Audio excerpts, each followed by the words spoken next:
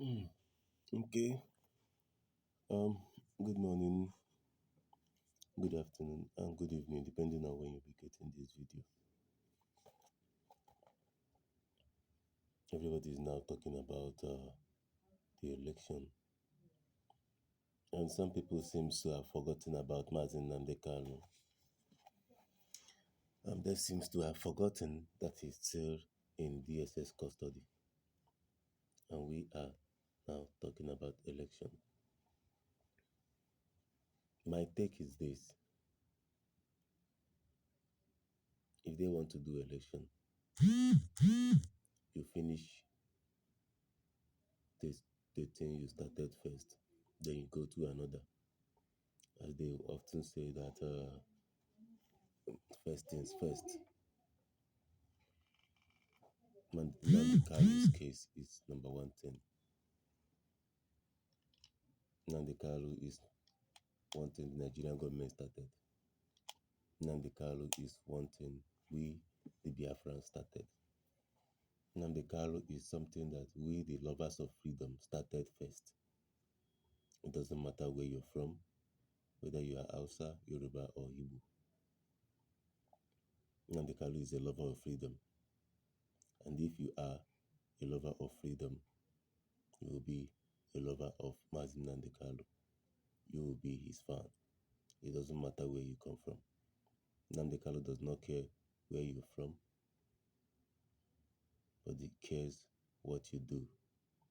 And at the end of the day, he cares most about human freedom. And human freedom includes all of us. And when someone cares about human freedom, that means he loves human beings. He just wants you to be happy as a human being.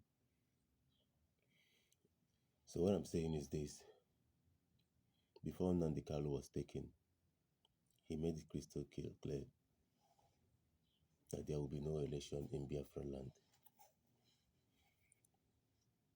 That if any elections to hold in Biafra land, that election, the first election should be referendum. A referendum to be conducted for people to say if they still want to be in Nigeria or if they want to go their separate ways, which is the best thing. Because this Nigeria of a thing have destroyed so many things about the people in Nigeria. It destroyed our languages. It destroyed our way of life. We speak English, whereas we have our own languages. If you must understand this, you must understand the level of damage. Germans don't speak English in their government offices. They speak German. Spain does not speak English in their government office. They speak Spanish. Britain, the same thing. Where is this other country? Mexico. They speak their father. They speak their mother tongue, their language, not English. So these are the reasons why this Nigeria must be divided, so that the separate people that are involved in Nigeria will go their separate ways and go and practice things in their own way, so that we can go and speak our language. We can have uh, our government speak our language in our government offices, not English. English is not our fatherland. Us speaking English is us being slaves once more. Us practicing the government of the Western world, the government that was introduced to us by the Britain, is us being slaves once more. So first thing first, you must understand one thing. If we continue to be Nigerians, we will continue to be slaves. our language will not be recognized in the world. It's only by going our separate ways, the Yorubas, that our language will be known to the world. It's only by going your separate ways, the Hausa people, that Hausa will be known to the world as an official language. It's only by going our separate way as the Igbo people, whether as Biafrans or whatever, that's the only time our language will be recognized by the world. But continue being Nigerians will mean that we are still slaves and our language to start with will not be known to the world. So, back to what I was saying. If we are talking about election, that means we are abandoning Mazin Nnamdi Kanu. As they are pushing for their election, we should be pushing for the release of Mazin Nnamdi Kanu as a condition to allow their elections to happen. We should continue reminding them that without releasing Nnamdi Kanu, there cannot be an election. They should release him because a government that arrested somebody unlawfully cannot be organizing an election and you want to go and participate in that election. That means you are participating in an illegal government system. And whatever this government gives you in the latter days, you supported it. You have no right to condemn it. That is my own. For me, hmm, I don't think that I'm ever going close to any INEC office to pick up any senseless PVC. And I don't also think that I'm going close to um any what do you call it? What do they call it? I'm not going to stand in the sun for any stupid person, for any person to say I want to come and vote as a Nigerian because I've given up hope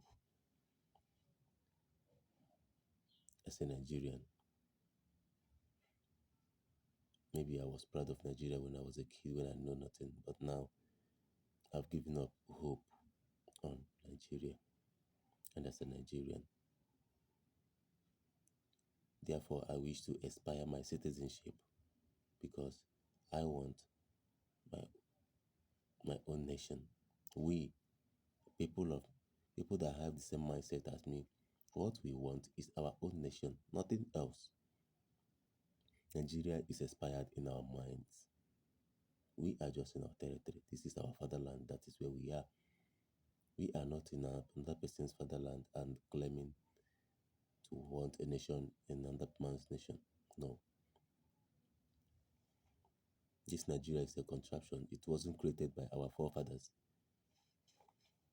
So we don't want it anymore. Now people are jumping up and down now saying P2B, P2B. If things are done the right way, which is both Tinubu and Atiku, they have to step down and allow the Igbos to pick an Igbo candidate that will be Nigerian president come 2023. If they can't see that as a right thing to do, that means they are still corrupt in their mind. They are still wicked in their mind.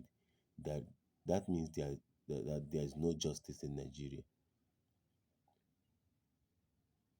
Because people from the north, I don't know if it's Fulani or Hausa, have been taking up the affairs of this country for too long, since the beginning. And once an Igbo person steps in there, he dies. So if they can't step down, if they can't come out openly and say, okay, we agree, let the Igbo people take the leadership this time, then the only thing for us to do is to go.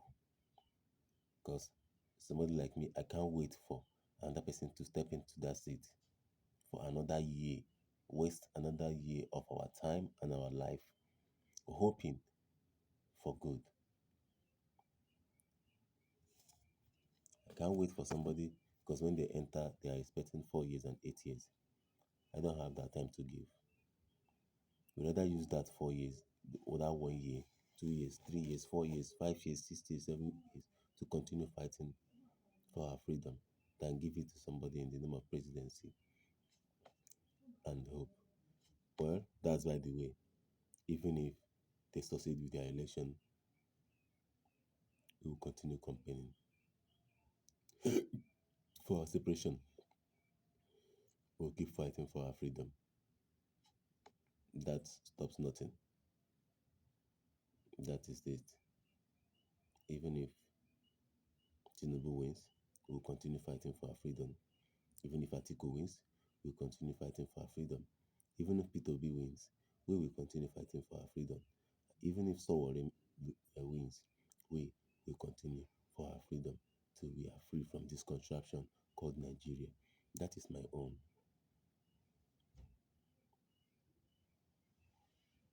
And I'm a nobody because the world does not know me. But here I am, I'm telling you, my name, Obi Onyekachi. I'm popularly known as Justin K. I'm not afraid to give up my identity.